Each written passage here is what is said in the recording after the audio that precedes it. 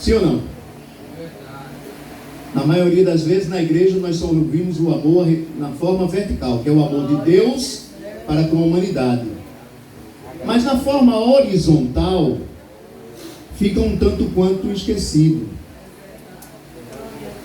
E é o mais importante, exatamente, é o mais importante.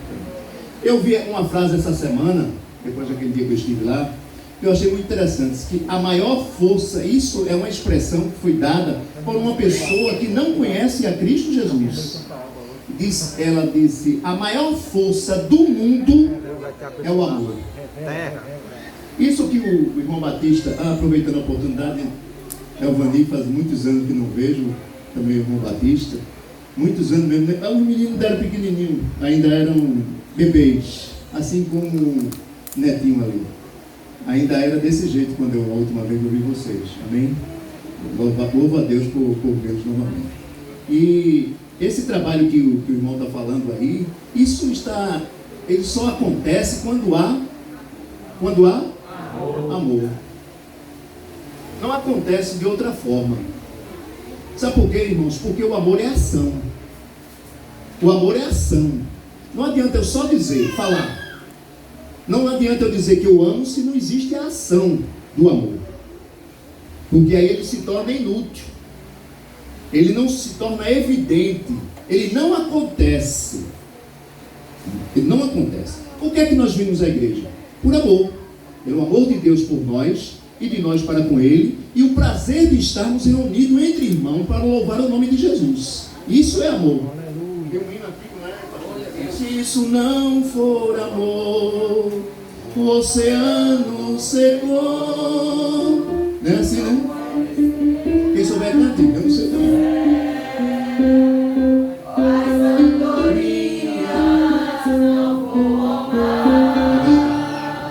Se isso não for amor.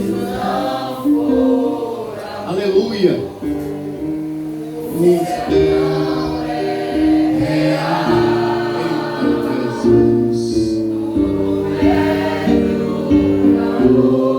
Glória seja dada ao nome de Jesus.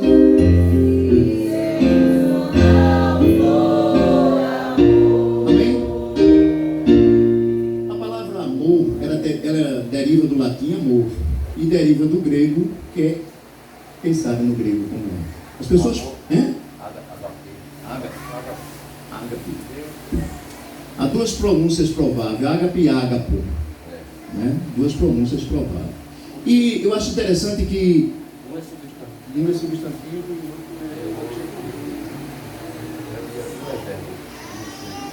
e o avô verbo. Na etimologia da palavra, ou seja, na sua raiz da palavra amor, o que se caracteriza por amor são três palavrinhas muito interessantes que devem ser inseridas no nosso dia a dia, que é caridade, misericórdia e compaixão. Caridade, misericórdia e compaixão. Ô irmãos, aleluia. O que nós temos que entender como cristãos, que muita gente não entende, é que o amor, independente de qualquer sentimento, ele é a lei. Sim ou não? Ele é lei. Porque a gente se preocupa com a lei de não matar, não roubar, não se prostituir, e etc, e etc. Mas quando se trata de demonstrar amor, não é se dizer que sente, dizer uma coisa. Porque, como vou voltar a dizer, o amor é ação. Lá no livro de Levítico, capítulo 19, versículo 18, diz que ali que nós devemos amar a Deus sobre todas as coisas e devemos amar o nosso próximo como a nós mesmos. Veja que Deus ele faz essa comparação. Não ame o próximo como se fosse alguma coisa externa da natureza, não é como se fosse você mesmo. Aí eu pergunto, você tem coragem de você se mutilar? Isso você tem amor? Se você tem amor por você mesmo, você se mutila? Não. Mas quando você... Agora, essa mutilação que eu estou falando não precisa ser somente física não, irmãos. Ela vai para a parte emocional também. Exatamente, palavra. É? Ação. Tem palavra que corta mais do que faca. Tanto é que a Bíblia, ela é comparada a uma espada de 2 gumes. Porque a palavra de Deus, ela expressa amor. Aleluia. Está inserido aí, a Bíblia diz que a palavra de Deus é como uma espada de 2 gumes, que vai até a divisão da alma e do espírito. Onde é que fica, irmão, a divisão da alma e do espírito? Quem sabe? Deus sabe. A palavra de Deus sabe. Costuma-se dizer que a alma é a antessala do espírito. É lá na alma onde ficam as nossas emoções. E de lá é que faz o nosso espírito alegrar-se ou não. Se nós não diga ao irmão, pelo amor de Deus, filtrarmos as nossas emoções. Aí, portanto, é preciso que nós possamos desenvolver em nós amor. Que é o amor de Deus derramado em nosso coração, como disse o amado Espírito Santo, ele derrama o amor de Deus em nossos corações. Agora, os gregos, os filósofos, eles definem amor de várias maneiras. Quem já ouviu aqui? Outra maneira, no grego, outra palavra aí para amor. Estamos num culto de ensino, então podemos, não é? Outra palavra para amor no grego. Tem o ágape, tem o eros e tem o filia, não é? O amor eros é o amor entre um homem e uma mulher. E qual é a diferença do eros para o ágape? O amor ágape é o amor incondicional. O amor incondicional, o que é essa palavra incondicional? É aquele que não exige condições para ser, para estar e para existir. Ele existe, não exige condições. Já o amor eros, ele existe. Os irmãos já ouviram falar assim, que diz assim: cuida da tua esposa, né? A Bíblia diz, né? Não precisa, né? Cuida, ou então a esposa cuide do seu marido. Por quê? Eu costumo comparar o amor eros, o amor entre um homem e uma mulher, com um jardim bem florido. Bem florido. Com acácias, rosas, tulipas, orquídeas e etc. Mas precisa de um jardineiro ou uma jardineira para cuidar daquele jardim. Sim ou não? Se não cuidar, não botar na sombra no tempo certo, tem rosas, tem essas plantas que não levam muito sol, o que é que vai acontecer com ele? Morrer, exatamente. Portanto, o amor eros, ele é passivo de morte, se não for cuidado. Mas o amor ágape não. Quem já foi no sertão aqui? Quem já foi no sertão? Quem já viu a terra rachada como está esse piso? Aí o irmão chega no sertão, tudo seco, até mesmo os rios secos, riachos você não vê. Mas você vê assim num cume de um montezinho assim, cheio de pedras, no meio, um mandacaru bem alto e bem verde, sim ou não? Por que ele existe ali? Porque ele não existe condições de tempo e de terreno favorável para ele existir. Ele existe, simplesmente existe. Glória a Deus. Glória a Deus. Ele simplesmente existe. E quando você corta ele, ainda sai água. E ainda serve de alimento.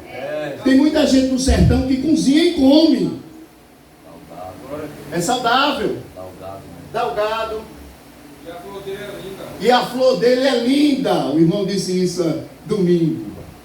A flor do mandacaru é uma das flores mais bonitas da natureza. É uma das. E olha, ele dá só à noite, né? A flor é só de noite. De dia ela murcha. De dia ela é segredo. É segredo. A flor do mandacaru. Portanto, veja só. É por isso que se chama amor incondicional. Porque ele não exige condição. O que é exigir condição? Eu vou dizer, por exemplo, eu só gosto de Elinho porque ele é meu amigo, porque ele me dá uma carona, porque ele pode me chamar para a casa dele ou me levar para um restaurante para me ajudar, para encher, né? Né? Exige condições. Podemos ir novamente. Exige condições.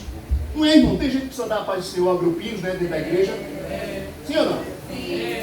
Mas isso é de hoje? Não. A Bíblia diz. Tem uns que dizem que é de Paulo, outros dizem que é de Apolo. Não, eu só ando com fulano, pastor fulano e tal. É meu amigo.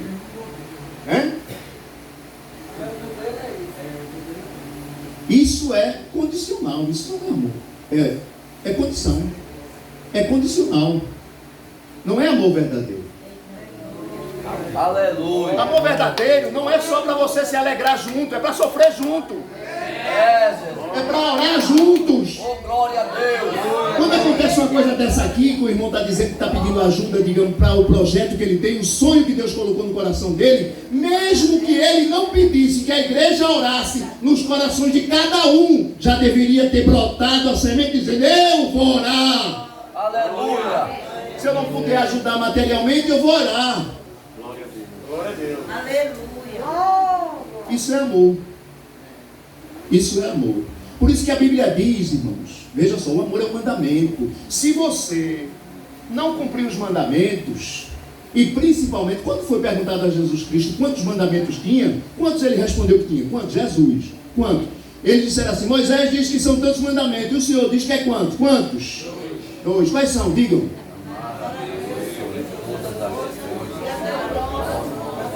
Pronto. Glória a Deus. Aí nesse contexto está inserida a questão da, por exemplo, da caridade. Veja que lá em Gálatas capítulo 5, versículo 22, quando vai falar sobre o fruto do Espírito, é o fruto. O fruto. Deixar bem claro, porque tem muita gente que diz os frutos, porque tem várias características. Quantas características são do fruto do Espírito? Quantas? Quem sabe? 9. 9 características. A primeira característica que está lá é a caridade. É a tradução literal do amor, é caridade. Por isso que Jesus disse assim: olha, se você vê um irmão seu padecendo, seja de dificuldades financeiras, material, emocional ou espiritual, e você não ajuda, veja, eu estou parafraseando, porque Jesus diz assim: se você vê um irmão padecendo de necessidade e não ajuda, tendo condições, veja que ele deixa bem claro isso, porque senão, não é se você não ajuda, se você não tem condições. Não tem condições, não ajuda. Não fala materialmente. Mas emocionalmente você pode orar. Sim ou não? Espiritualmente você pode orar, buscar ao Senhor, para que Deus abençoe aquela pessoa. Aí ele diz assim: se você vê, se aquele irmão está passando necessidade e não ajuda, cometeu pecado. Por que cometeu pecado? Porque é uma transgressão de um mandamento.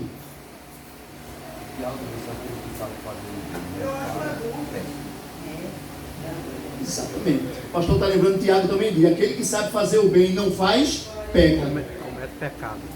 Peca. Peca, irmãos. Comete pecado. Tem pessoas que é incapaz de sentir compaixão, irmão.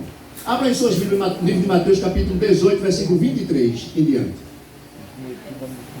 18, 23. Antes disso, enquanto vocês procuram aí, eu vou ler o versículo que eu disse que éramos para ler, que é a 1 Coríntios, capítulo 13. É do versículo do 1 ao 8, e depois o 13, mas eu vou ler só o 13. Diz assim: agora, pois, permanece a fé, a esperança e o amor. Esses três. Mas o maior destes é o amor. Pronto. Por que o amor é maior? Veja só, a fé e a esperança um dia vão acabar, sim ou não? Sim. Sim ou não? Sim. A fé e a esperança um dia vai acabar. Quando nós estivermos nos céus de glória, junto com Jesus sentado lá, a gente não vai precisar nem de esperança e nem de fé. Exatamente. Nós já estaremos alcançados. Aí não precisa, mas de amor vai precisar? Claro. Então onde é que vem o amor? A epígrafe da carta diz o quê? O amor que vem de Deus. Mateus capítulo 18, versículo 23 e diante. Tem como epígrafe aí, parábola do credor incompassivo. Você não sabe o que significa a palavra incompassivo? É aquele que é incapaz de sentir compaixão por alguém. É misericórdia mesmo. Glória a Deus. Tem gente assim ou não, irmão? Não estou falando lá de fora, não. Eu estou falando dentro da igreja. Olha, a Bíblia diz que nos últimos dias o amor de muitos iria esfriar. Só que a gente, como cristão, a gente acha, nos achamos bonzinhos demais, aí a gente diz que é no mundo. Não, é dentro da igreja também. Glória a Deus. E os irmãos José, exatamente. Olha, o irmão falou de uma coisa muito interessante. Aí eu vou falar, o irmão de José e Caim. O que é que levou Caim a matar Abel? Por quê? O que foi? Qual foi o sentimento que o motivou? Inveja. E o que foi que levou os irmãos a tentarem matar a José? Mas teve um que disse, não, matar também já é demais. Vamos vender. Tem uma pregação sobre isso que é uma coisa linda. O que foi também a motivação do inveja? Salomão vai dizer, o irmão lá leu o versículo, eu já esqueci, é em Provérbio. Salomão diz assim, que a inveja é a podridão dos ossos. É a podridão dos ossos. Um corpo fica em pé com os ossos podres? Não. É a estrutura. É a estrutura. A inveja era a podridão dos ossos. Engraçado. Sabe o que é interessante? Eu vi uma pessoa dizer uma vez, e eu gravei isso, é que a inveja ela é como um vírus. O coronavírus sai disseminando. Chegou lá onde foi? Onde foi que surgiu? Lá do outro lado do mundo, na China. Mas onde veio parar? Rodeou o globo e veio parar aqui. Por isso que a Bíblia diz, que Deus diz que Ele abomina aqueles que disseminam no meio da igreja dissensão, divisão, calúnias. Não dá mais, Jesus. Deramadaia surpreendente. Olha, irmãos, veja que particularidade. Absalão, quando ele quis usurpar o trono de Davi, ele não chegou, fez um exército, veio coagir Davi, o povo para tomar o trono dele, não. Absalão ia para, porque naquela época, né, os irmãos sabem, eu sei que estou falando para pessoas que lêem Bíblia, nas cidades as pessoas iam resolver as questões na porta da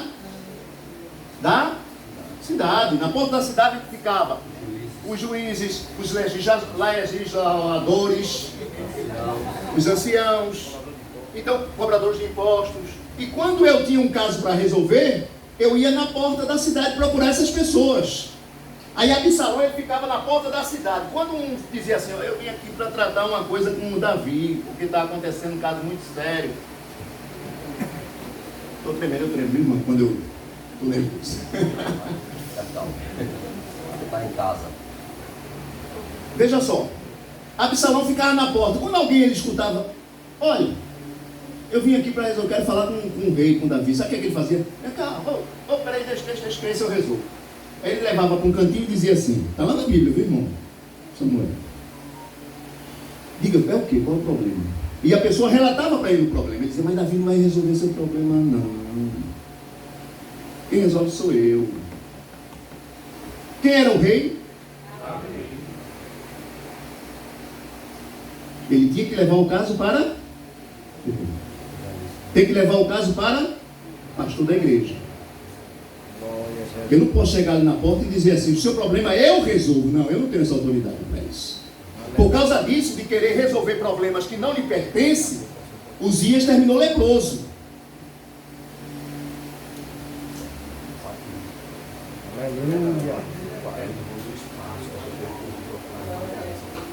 Exatamente, porque com isso Absalão ganhou espaço, como o presbítero está dizendo, para que o povo não procurasse mais Davi. E quando ele levantou a voz contra Davi, o povo apoiou ele.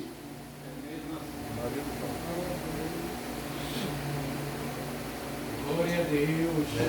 Soberba. Está aqui, vamos lá.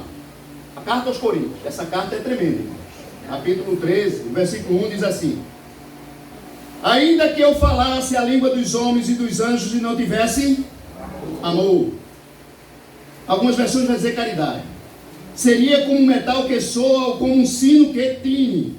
E ainda que tivesse o dom de profecia e conhecesse todos os mistérios e todo o conhecimento, e ainda que tivesse toda a fé de maneira tal que transportasse os montes e não tivesse amor, nada.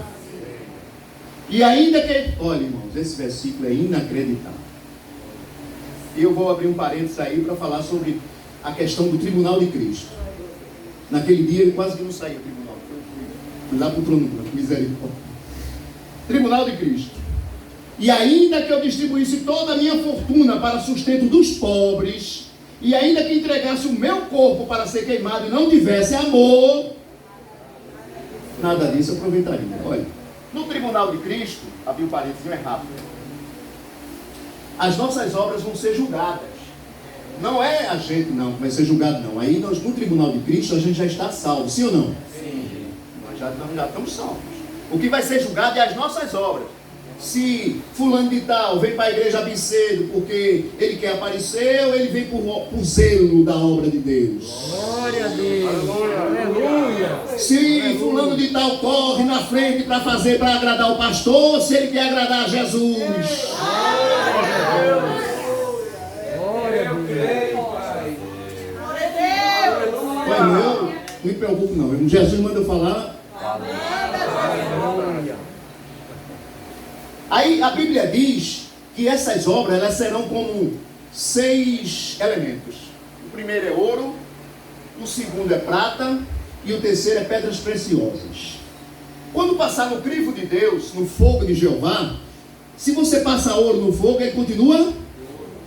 Se passa prata, ela continua. Passa pedra preciosa, ela continua. Aí os outros 3 elementos é madeira, palha e feno. Sabe aquelas pessoas que, digamos assim, ajuda fulano?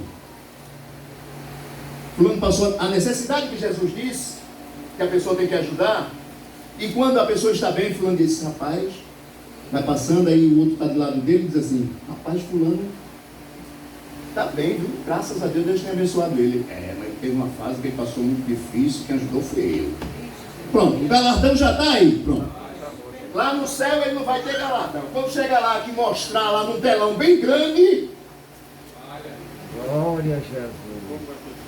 Por isso que aqui diz assim, se eu der o meu corpo para ser queimado, isso aos nossos olhos, o olho humano é uma coisa que ninguém, pelo amor de Deus, não é possível que essa pessoa não tenha amor. Mas a Bíblia diz que Deus é quem sonda as intenções do coração.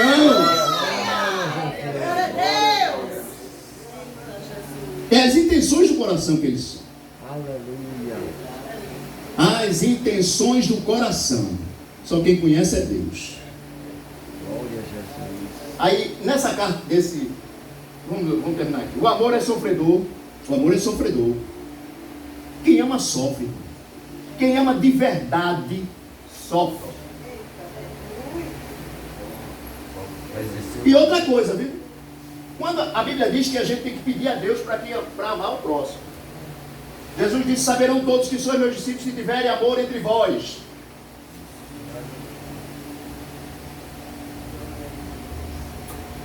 Quando a pessoa tem amor, aí eu vou voltar lá para Gálatas capítulo 5, versículo 22, aí ele tem que desenvolver as características do fruto do Espírito. Tem que ter caridade, tem que ter alegria, tem que ter paz, tem que ter bondade, benignidade, longanimidade, fé, mansidão. Se não tiver essas coisas, não tem amor. Glória a Jesus. Bondade. Porque, como eu estou dizendo, é um fruto, mas é como uma laranja. A laranja você abre, é um fruto, mas quando abre tem uns bagozinhos. Pronto, assim é o amor. É um fruto. Mas tem muitas características que eu tenho que desenvolver. Veja que lá em Gálatas, primeiro o escritor aos Gálatas, da carta aos Gálatas, o apóstolo Paulo, ele fala das obras da carne, até o versículo 21. Depois é que ele vai falar sobre... Aí ele diz assim, no final desse versículo 22, ele diz assim, contra tais coisas não há lei. Por isso que os fariseus não entendiam Jesus, porque Jesus, ele não entendia como é que Jesus podia cumprir a lei, se ele estava ajudando aquelas pessoas em dias que não era para ser ajudado, e etc., fazer coisas que não deveria fazer, está envolvido com as meretrizes, está na roda de pessoas que estavam bebendo, está com ladrões e cobradores de impostos. Não entendiam o amor de Cristo, a graça, as pessoas não entendem do amor de Jesus. E quando você pede para amar, entendamos uma coisa: quando a gente pede a Deus que coloque em nossos corações amor, Deus não vai colocar uma pessoa boazinha no seu canto, no seu caminho, do seu lado. É o mesmo princípio da paciência, lá em Romanos. A Bíblia diz, o que é que produz a paciência? Lá em Romanos diz. Hein? Tribulação. Aí diz que a tribulação produz a paciência. E a paciência produz a esperança. A mesma coisa é o amor, é um exercício. Você tem que exercitar a paciência, você tem que exercitar o amor. Glória a Jesus. Quando chegar um atribulado, cante o hino no seu coração. Dá-me mais graça, Senhor, dá-me mais graça. Aleluia! Passa os teus dedos em meus olhos, vem me consolar. Oh, aleluia! Louvado seja o nome de Jesus. O 6 não se importa com indecência, não busca os seus interesses. Veja só, não busca os seus interesses. Não busca os seus. Isso é muito forte. Poxa, eu vou fazer para fulano e eu vou ficar como? Eu. Aleluia. Então, se os irmãos lerem em casa e meditem nesse versículo, cada um desses versículos dessa carta, que é uma coisa inacreditável. Se você começar a meditar em cada palavrinha dessa que Jesus diz, você vai perceber que você é muito difícil amar. Amar na prática. Vir para aqui para cima e dizer que ama a igreja é bom. Vou, com a pessoa do pastor, vou dizer. Nesse quesito, o pastor disse assim a semana passada, nesse quesito do amor, todos nós somos discipulados. Eu disse essa frase, não foi? Eu digo assim também, nesse quesito, daqui do povo para lá e de lá para cá, todo mundo precisa aprender. É verdade. Porque o amor, meus irmãos, é uma coisa grandiosa. E a gente é muito pequeno. Tem um poema de um poeta português chamado Fernando Pessoa que diz assim: quem não conhece a palavra tão infinita e tão breve que apenas nas suas letras, com 4 letras, nas suas voltas com 4 letras se escreve: amor. A parábola do credor incompassivo, em Mateus capítulo 28, ela diz assim: que um dia um rei resolveu prestar contas com o povo lá do seu reinado, e tinha um homem que lhe devia, quem sabe? Um homem que lhe devia 10.000 talentos.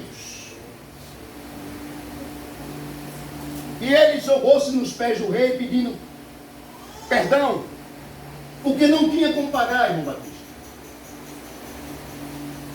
E aí a Bíblia diz que o rei o perdoou, aquela grande dívida, assim como me perdoou os meus pecados, os seus pecados. Isso aí é uma simbologia, é uma parábola. Jesus está falando dos pecados que são enormes, que nós temos montanhas dele. E aí ele perdoou. Veja, a palavra é incompassível. Alguém que não tem capacidade, né? Não consegue perdoar. Pois bem, aquele homem, quando sai da presença do rei, perdoado daquela grande dívida, ele encontra um irmão que lhe deve sem dinheiro. E aí a Bíblia diz que ele pega o irmão e diz assim: você vai me pagar o teu último centavo. Mas como debaixo dos olhos de Deus nada passa despercebido, alguém veio, vai lá no rei e diz assim: olha, aquele homem que o senhor perdoou os 10.000 talentos, está matando ali o homem ali, porque ele deve aí sem dinheiro. Ao rei, manda ele aqui. Parábola do credor incompassível. Manda ele aqui. E a Bíblia diz, vocês vão ler a parábola depois, que o rei encerrou ele na prisão, até que ele pagasse o seu último centavo. Aí eu me lembro da pergunta do apóstolo Pedro fez a Jesus: quantas vezes eu devo perdoar fulano? Aí ele citou uma coisa interessante, que ele citou a lei mosaica. Ele diz assim: quantas vezes deve perdoar uma pessoa, Senhor? 7? Porque na lei dizia que era 7. Aí Jesus disse: eu te digo não 7, mas 70 vezes 7. Porque 7 é sinal de perfeição, irmão. Não tem um número para perdoar. Mas a gente bota limite, sim ou não? Bota, irmão. Não adianta a gente dizer que é bonzinho, porque bota limite. O presbítero, me permita, o presbítero Amaro me faz algo que me desagrada e que me machucou, tal. Mas depois ele reconhece. Aí ele vem para mim e diz: irmão, me perdoe, eu agi errado. Aí, esse primeiro momento eu vou dizer: ô meu irmão, a gente vai para o céu. Pai do Senhor, poxa, está perdoado, em nome de Jesus, amém. Aí o presbítero Amaro faz de novo, a mesma coisa ou outra. Aí já acende uma luzinha amarela na minha cabeça. É ou não? Aí eu já vou e digo assim, aí ele vem e pede perdão de novo. Aí eu aperto a mão dele, meu irmão, tá certo. Perdoado, né? Fazer o quê, né? Fez uma vez. É assim ou não? Quando a gente perdoa, irmão, não tem que relembrar não. Passar no rosto não. Se acontecer a terceira vez, sabe o que eu vou dizer a ele? Poxa, está pensando que eu sou besta, é? E se você não disser, vai ter outra pessoa do seu lado que vai dizer assim, tu perdoa de novo. Tu tá ficando besta, tu, né?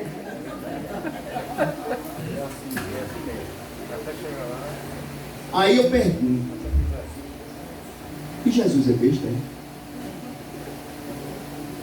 é? Hein? Porque Jesus perdoa, me perdoa, pelo menos a mim ele perdoa você também.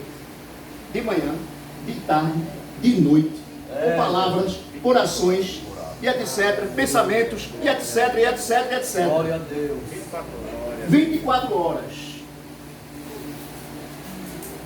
A Bíblia diz, clama a mim e responder-te-ei. Olha, veja que ele não bota condições para responder não. Glória a Deus. Sabe por quê, irmão? Porque o véu do tempo foi rasgado.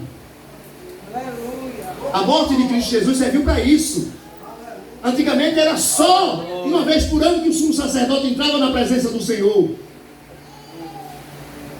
Mas a Bíblia diz que quando Jesus entregou a sua vida na cruz do Calvário, o véu do templo rasgou. Eu tenho livre acesso a Ele.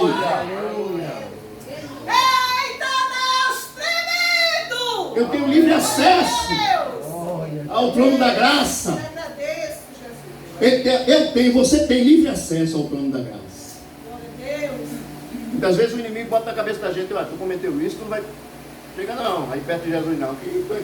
Mas Jesus está lá, esperando eu ir. Ele está esperando eu ir, você ir até Ele. Glória a Deus. As mãos de Deus nunca está encolhida para aquele que procura Ele. Nunca! Glória a Deus. Nunca! É verdade. Isso foi até retratado por um pintor do passado aí, do século 13, 12, salvo eu, Michelangelo, né? Não me lembro qual é o século. Lá na Capela Sistina. Tem hora que a língua dá um... Lá na Capela Sistina, lá em Roma. Tem lá um negócio lá pintado que... É. Deus está assim. Mas não está tremendo não. É. Deus está assim com a mão estirada. O homem ali representa Deus e Adão. O homem está com a mão estirada, só que o homem está com o dedo. Se ele estirar, ele toca. Deus, ele sempre está com as mãos estendidas. Glória a Deus. Glória a Deus. Não importa a minha situação, se eu procurar Deus. Parábola do credor incompassível. Aleluia. Agora, meus irmãos, vamos para outra parábola, que fica em Lucas, capítulo 10, o versículo ao 25. Evangelho de Lucas, capítulo 10, versículo 25.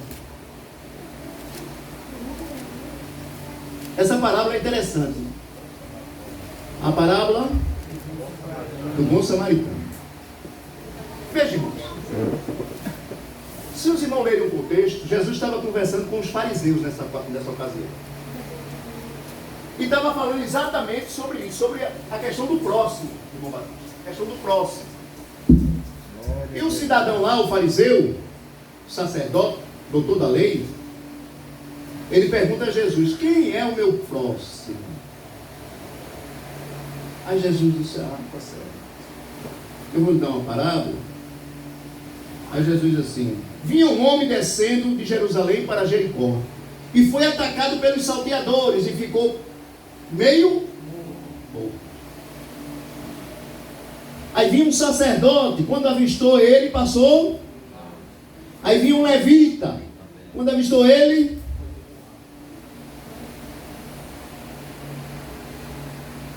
O sacerdote, como um homem de Deus, ele tinha a obrigação de ajudar. Mas por causa dos rituais cerimoniais do sacerdócio, lá em Levítico dizia, se um homem tocar numa pessoa, num ser, não importa se era uma pessoa, um bicho morto ou semi-morto, ele tornava-se até o final do dia. E ele estava indo para o templo.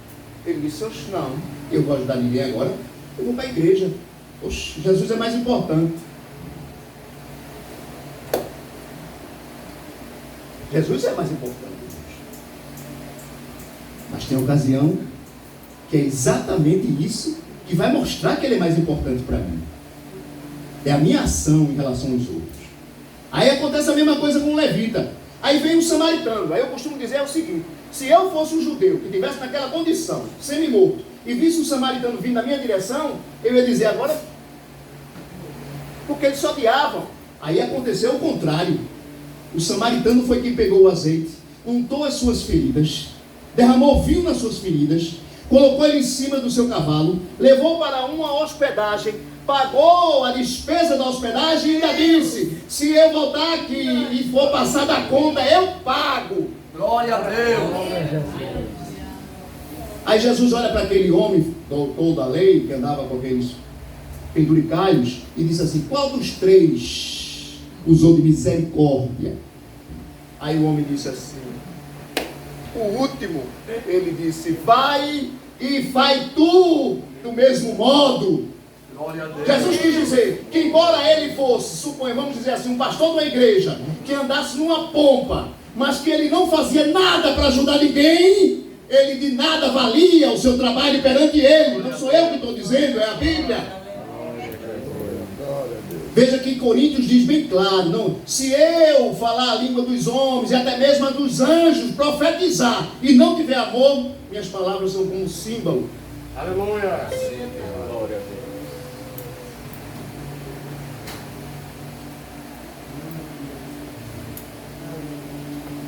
A Bíblia toda, irmão, de Gênesis a Apocalipse, ela fala só sobre amor.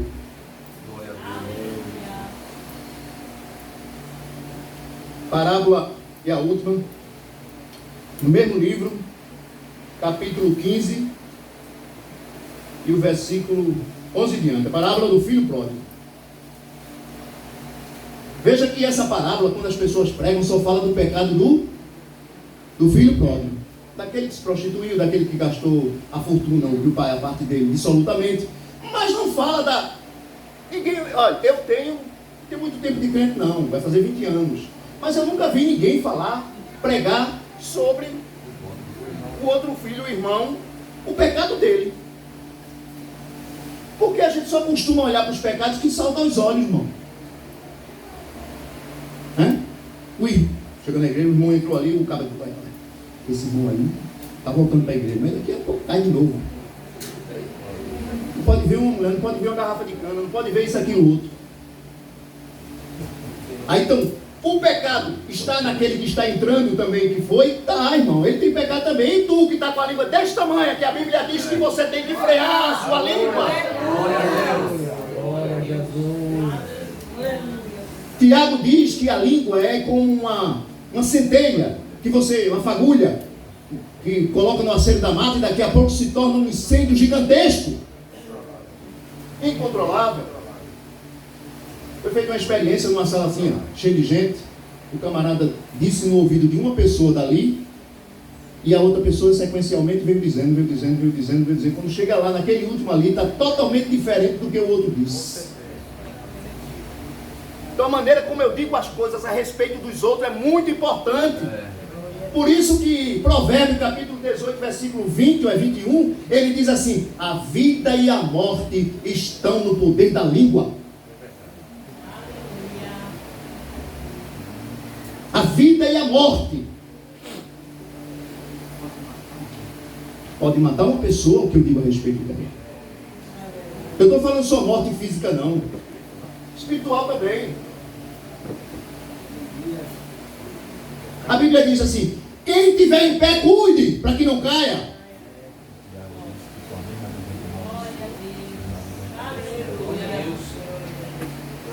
E ele ainda pergunta, pode uma fonte jorrar água doce e água amarga? Aleluia. Glória a Deus. Glória a Deus. Aleluia. Glória a Deus. Aí ninguém fala do pecado do filho que ficou.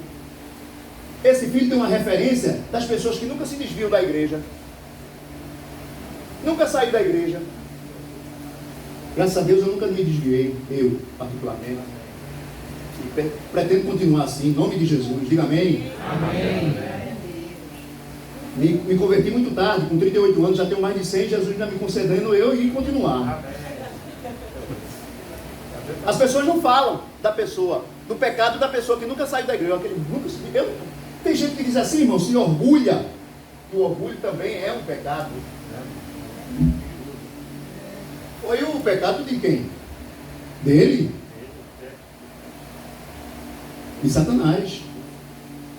Orgulho, inveja, soberba. Tem gente que se orgulha assim, eu nasci na igreja. Amém. Eu queria ter o privilégio de ter nascido na igreja, no sentido de ter nascido no lar cristão. Glória a Deus por isso. Mas isso não me dá salvação, não me torna santo, não me dá santidade, até porque o diabo nasceu no inferno, ou no céu, não foi no inferno? Sim ou não? Sim. Mas aquele rapazinho que nunca se desviou da igreja, aquela senhora, aquele senhor, que nunca saiu da igreja, que nunca saiu da casa do pai, veja que ele bate no peito e diz assim, eu nunca saí da sua casa, e o senhor nunca me deu um bezerro para eu comemorar com os meus amigos.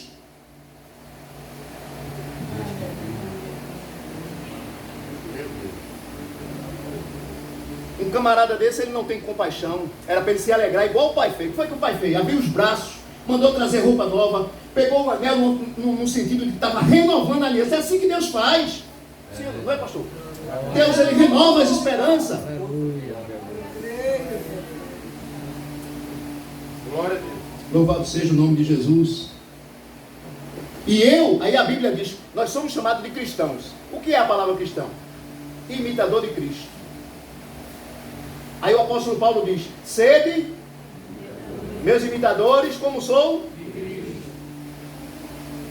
Nós temos que refletir Cristo em nossa vida. E isso é fato quando se fala de amor. Porque em todo o Evangelho, por onde Jesus andou, o que ele espalhava era... Quando os discípulos perguntaram a ele como é que devia orar, que ele foi ensinar, ele falou na oração do Pai Nosso, tem lá uma grande lição, que é a questão do perdão. Ele diz assim, perdoai os nossos pecados, quem sabe o Pai Nosso? Assim como nós, a quem nos tem ofendido. Veja que ele colocou uma condição. Para eu receber o perdão, eu preciso ter perdoado. Perdoai os nossos pecados, assim como nós perdoamos a quem nos tem ofendido.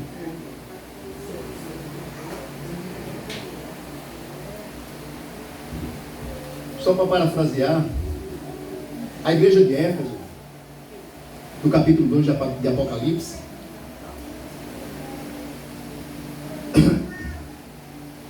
do capítulo 2 em diante até o 3, né? Fala sobre as 7 cartas até o 3, né? Do capítulo 2 até o 3, fala sobre 7 cartas que Jesus enviou às igrejas. Essas igrejas, elas individualmente representam igrejas locais. Ela, de modo conjunto, ela representa a igreja universal e invisível de Cristo Jesus, que somos nós todos, independente de placa de igreja. E Jesus ali, em Apocalipse capítulo 2,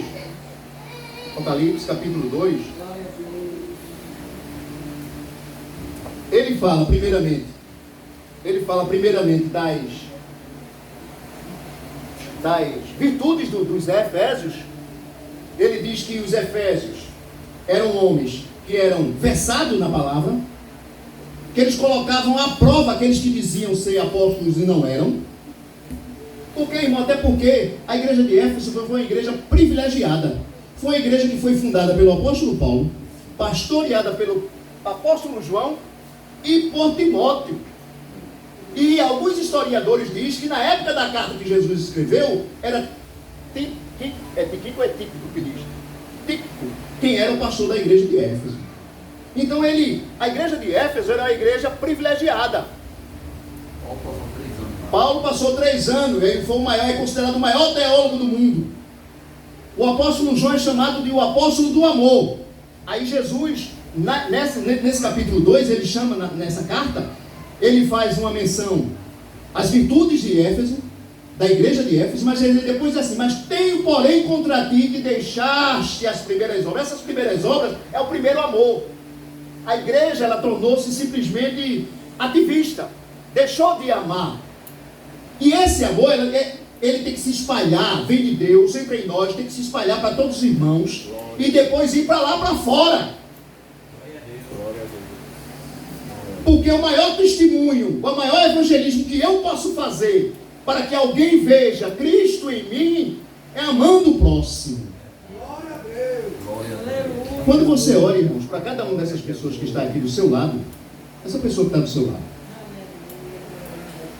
cada um de nós, essas pessoas que estão do seu lado, elas serão sua companheira de eternidade. Glória a Deus. Glória a Deus. Glória a Jesus. Mas tem gente que assim, vou sentar ali não, porque aquele irmão está ali. Vou para ali não, porque eu só não entro no conjunto porque tem um irmão lá que eu não... Misericórdia. Vai se acostumando que tem a eternidade. É? Vai se acostumando que tem a eternidade para passar junto. Se ele conseguir chegar no céu, ou ela. Veja que Éfeso, quando Jesus Cristo escreve a carta a Éfeso, ele deixa bem claro que ele diz assim: depois eu vou vir, vou dizer parafraseado no meu pastor. Eu vim agora, estou mostrando nessa carta que você precisa voltar ao primeiro amor. Agora, vou voltar depois. Quando eu voltar, se ainda estiver do mesmo jeito, eu vou retirar do meio de vós o meu castiçal. Aí a Bíblia, no começo do Apocalipse, diz que Jesus é aquele que passeia no meio dos 7 castiçais de ouro. Glória a Deus. E quando ele retira o castiçal, ele está retirando o espírito da igreja. A vida espiritual. E ela morre. Por isso que ele diz a Sardes: tu pensa que é vivo, mas é morto.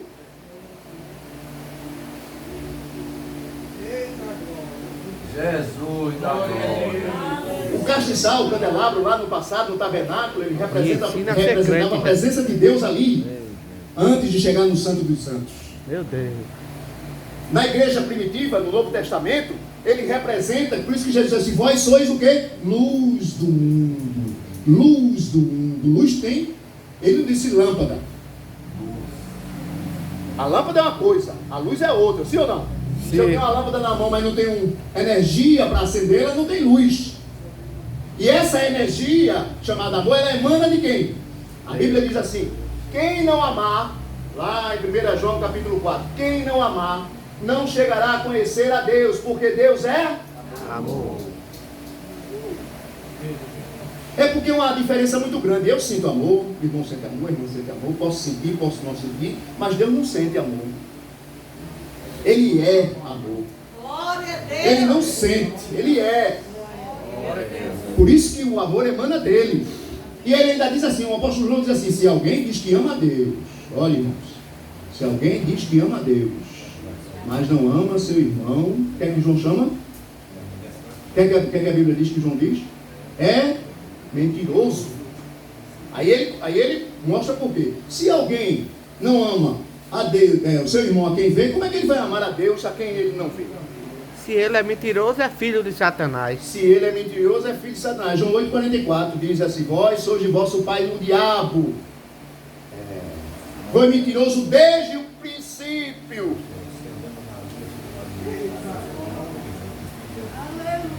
Se andarmos na luz, temos comunhão com os outros. Exatamente.